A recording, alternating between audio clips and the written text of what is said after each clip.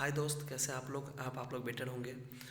तो आज हम लोग स्टार्ट करने जा रहे हैं class 10th complete bio series. ठीक है, तो इसमें आज सबसे पहले हम लोग जो पढ़ेंगे वो पढ़ेंगे अब एनवायरनमेंट। आपको ये बात पता होना चाहिए, अब एनवायरनमेंट का वेटेज ठीक ठाक है बोर्ड में। ठीक है, इसमें 4 से 6 मार्क तक क्वेश्चन आता है। ठीक है, और ये बहुत ही सिंपल चैप्टर है, इसको आसानी से हम लोग कवर कर सकते हैं। तो चलिए अब हम लोग स्टेप बाय स्टेप पढ़ना शुरू करते हैं। और देखिए, सबसे पहला टर्म आ गया क्या चैप्टर का नाम। तो चैप्टर का नाम है आवर एनवायरनमेंट। क्या नाम है चैप्टर का? Our environment. अब देखिए इसके बाद टर्म आया क्या, जो सबसे पहला टर्म आता है क्या, जो आखिर ये एनवायरनमेंट है क्या। ठीक है, तो एनवायरनमेंट को हम लोग कुछ इस तरह से समझेंगे, जो एनवायरनमेंट में दो कंपोनेंट है। कितना कंपोनेंट है? दो। एक का नाम है बायोटिक कंपोनेंट और दूसरे का नाम है एबायोटिक कंपोनेंट। ठीक है, एक हो गया बायोटिक और दूसरा हो गया एबायोटिक। जैसे देखिए, ये हो गया बायोटिक और एबायोटिक फैक्टर, ये दोनों से मिल करके बनता है क्या? एनवायरनमेंट। ठीक है, अब बायोटिक क्या होता है ये भी हम बताएंगे, एबायोटिक क्या है ये भी हम बताएंगे, घबराने का बात नहीं। ठीक है, और ये बायोटिक और एबायोटिक जो इंटरेक्ट करते हैं आपस में, ये दोनों से कनेक्ट होते हैं और इसी से हमारा नेचर जो है ना वो मेंटेन रहता है, बैलेंस बना रहता है नेचर। ठीक है, अब टर्म आया, आपको पता होना चाहिए नेचर का जो फंक्शनल यूनिट है ना वो है क्या? इकोसिस्टम। तो इकोसिस्टम को समझते हैं,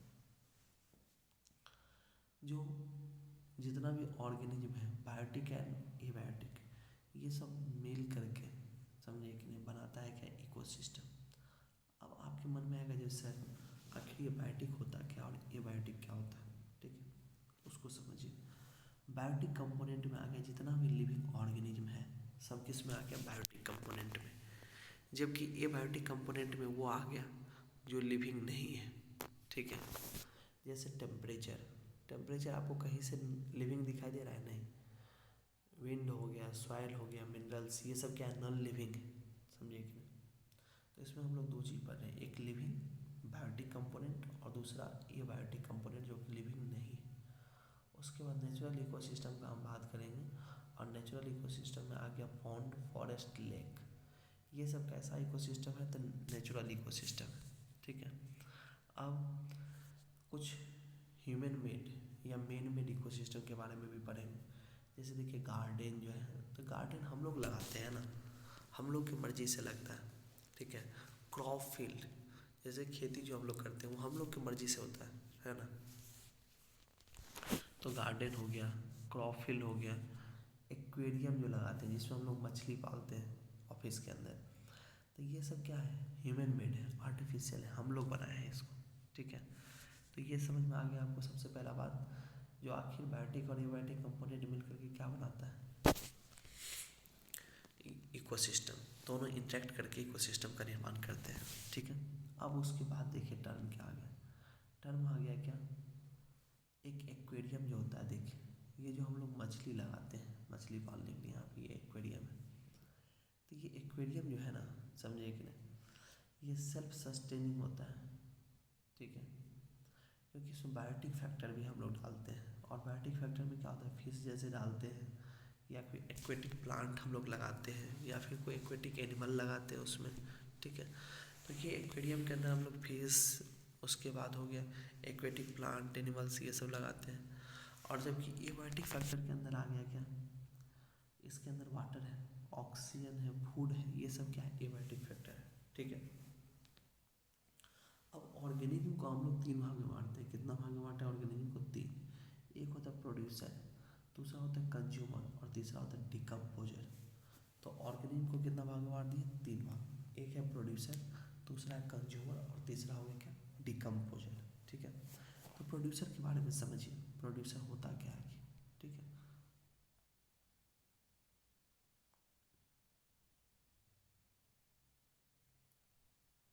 समझिए प्रोड्यूसर क्या है।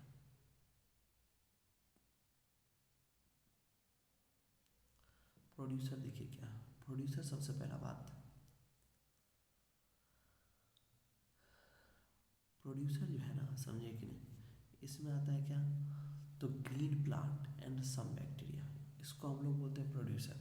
क्यों, आखिर इसको प्रोड्यूसर क्यों बोलते हैं ऐसे? तो इसलिए बोलते हैं क्योंकि ये फूड बना सकता है। फूड मतलब ऑर्गेनिक मैटर बना सकता है। कैसा मैटर? ऑर्गेनिक। किससे बना सकता है?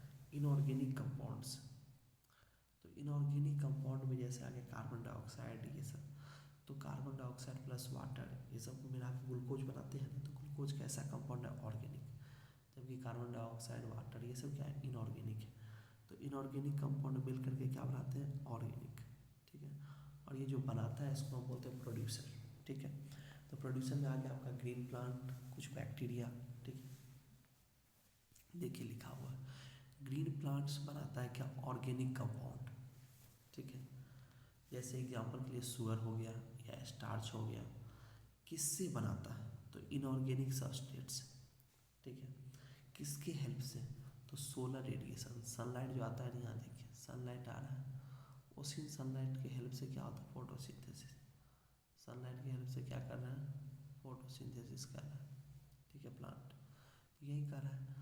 जो सोलर रेडिएशन, सनलाइट से जो एनर्जी आया ना, उसका यूज करके, और उसमें एक स्पेशल स्ट्रक्चर भी पार्टिसिपेट करता है या ऑर्गेनल्स, जिसको हम क्लोरोफिल बोलते हैं। और प्रोसेस क्या होगा? फोटोसिंथेसिस। क्या होगा प्रोसेस? फोटोसिंथेसिस, जिसके जरिए ये इनऑर्गेनिक से ऑर्गेनिक प्रोडक्ट बनता है। ठीक है, इसके बाद देखिए टर्म आया क्या? दूसरा, कंज्यूमर। ठीक है, कंज्यूमर में देखिए क्या होता है, हम आपको समझाते हैं। सबसे पहला बात आया क्या? सो देखिए कंज्यूमर में आ गया है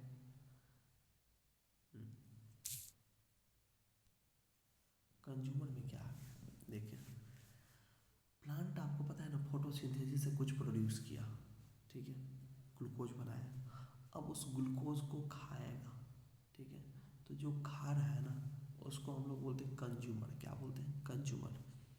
अब देखिए ऑर्गेनिज्म दैट डायरेक्टली और indirectly depend on the producer of for food. जितना भी ऑर्गेनिज्म है धरती पे, वो प्रोड्यूसर पे डिपेंड करता है। किस चीज़ के लिए डिपेंड करता है? फूड के लिए। ठीक है,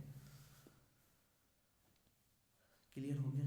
ठीक है, तो यही कह रहा है क्या, जो प्रोड्यूसर जो है ना, उसको फीड करके, उसको खा करके कंज्यूमर अपना एनर्जी पूरा करता है। जैसे आपको एक एग्जांपल दे रहे हैं, ये ग्रास है, यहाँ पे ये ग्रास प्रोड्यूसर है।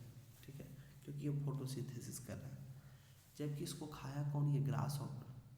ठीक है, और ग्रास हॉपर जो खाया, इस ग्रास हॉपर को कौन खाया? फ्रॉग खा गया, मेढक। ठीक है, फिर उस मेढक को कौन खा गया? स्नेक खा गया। और स्नेक को फिर कौन खाया? ईगल खा गया। ठीक है, और वैक मतलब जो बड़ा जो पक्षी है वो, फिर वो जब मरेगा तो उसको कौन तोड़ेगा? फंजाई तोड़ेगा। तो फंजाई जो तोड़ेगा तो उसको हम बोलते हैं डिकम्पोजर। क्या बोलते हैं? डिकम्पोजर। ठीक है, वो हो गया डिकम्पोजर। उसके बाद आप देखिए जो ग्रास हॉपर है या रेबिट या डियर, जो इसको आप एक सिंपल तरह से याद कर सकते हैं, जो हरा भरा को खा रहा है उसको हम बोलते हैं हार्बीवोरस। ठीक है, लेकिन जो देखिए जैसे फ्रॉग है, तो फ्रॉग घास खा रहा है नहीं, वो इंसेक्ट को खा रहा है, तो उसको हम बोलते हैं कार्निवोरस। क्या बोले? कार्निवोरस। जबकि दोनों को अगर खा सकता है, जैसे हम लोग इंसान हैं, है कि नहीं, हम लोग घास भी खाते हैं। जैसे देखिए घास भी खा सकते हैं और साथ में गोट भी खा सकते हैं। ठीक है, तो दोनों खा सकते हैं, तो हम लोग कैसा? ओमनीवोरस। ठीक है, फिर आया टर्म पैरासाइट्स। पैरासाइट्स का मतलब हो गया क्या? जो पैरासाइट ऐसा होता है जो डेड डेड से लिविंग से न्यूट्रिशन लेगा। किससे न्यूट्रिशन लेगा? लिविंग से। और इसमें आगे जैसे आप लोग सुने होंगे, जैसे गांव घर में एक जोक देखे होंगे। ठीक है, जोक जो होता है, जो लग जाता है पैर में, ब्लड खींचते रहता है, या बाल में जो जू हो जाता है, वो क्या है? पैरासाइट है। आप लिविंग ही रहते हैं और आपसे वो न्यूट्रिशन खींचते रहता है ना। फिर उसके बाद टर्म आ गया क्या? डिकम्पोजर। क्या टर्म आया? डिकम्पोजर। तो तीन कम था ऑर्गेनिक, एक प्रोड्यूसर, दूसरा कंज्यूमर और तीसरा डिकम्पोजर। डिकम्पोजर अब हम लोग पढ़ने जा रहे हैं। डिकम्पोजर में देखिए क्या हुआ, समझिए, हम आपको बताते हैं। इसमें आ गया क्या? सबसे पहला बात, जो डिकम्पोजर वो होता है, समझे कि नहीं, जो मरे हुए चीज़, जैसे मान लीजिए कोई डेड हो गया, कोई कोई ऑर्गेनिज्म मर गया तो उसको जो है ना फिर से वो किस में कन्वर्ट कर देगा, इनऑर्गेनिक सबस्ट्रेट में, ठीक है। तो उसको हम बोलते हैं डिकम्पोजर। और जब वो इनऑर्गेनिक में तोड़ देगा तो उस इनऑर्गेनिक का यूज फिर कौन करेगा, प्लांट, ठीक है। अब जैसे एग्जाम्पल के लिए देखिए, कभी कभी जैसे एक्वेरियम हम लोग लगाते हैं, उसमें मछली मर जाता है, तो वो मछली को फिर से तोड़ करके सड़ा गला देने का काम कौन करता है, बैक्टीरिया और फंजाई, ठीक है। अब देखिए अगर डिकम्पोजर एब्सेंट हो जाए, ये बोर्ड में बहुत बार पूछा जाता है, जो अगर डिकम्पोजर एब्सेंट हो जाए, ठीक है, तो डेड एनिमल्स या प्लांट जो भी है वो नॉट डिकम्पोज, वो सड़ेगा नहीं। अब सड़ेगा नहीं तो उसकी वजह से late accumulation of organic material causing pollution. जैसे देखिए यहाँ देखिए, जैसे ये एप्पल है, ये सड़ गया, मतलब ये मर गया, तो मरने के बाद ये ख़त्म हो गया, तो इसको फिर से क्या कहते हैं, डिकम्पोजर द्वारा तोड़ा जाता है। लेकिन अगर नहीं तोड़ते इसको तो इसका रिजल्ट क्या निकले, जो बहुत सारा ऑर्गेनिक फैक्टर जमा हो जाएगा और जिससे आगे चल के क्या होगा, ये सब पॉल्यूशन क्रिएट करेगा, है ना। तो क्लियर हो गया यहाँ तक। अब देखिए टर्म आता है food chain and food web, ठीक है। तो इसको हम लोग पढ़ेंगे नेक्स्ट लेक्चर में। आप लोग इस वीडियो को ज़्यादा से ज़्यादा शेयर कीजिए, है कि नहीं, चैनल को सब्सक्राइब कीजिए और आप लोग जुड़िए हमसे, ताकि जो है ना पूरा बायो आपका हम कवर कर सकें। और हम आपको बता देते हैं जितना हम कवर कर रहे हैं इससे बाहर एक भी क्वेश्चन नहीं पूछेगा, समझे कि नहीं। इसलिए इसको अच्छे से पढ़ना है, समझे कि नहीं, और कंटिन्यू लेक्चर देखना है, ठीक है। और अपने दोस्त को भी लेक्चर शेयर करना है, ठीक है। चलिए तो मिलते हैं फिर।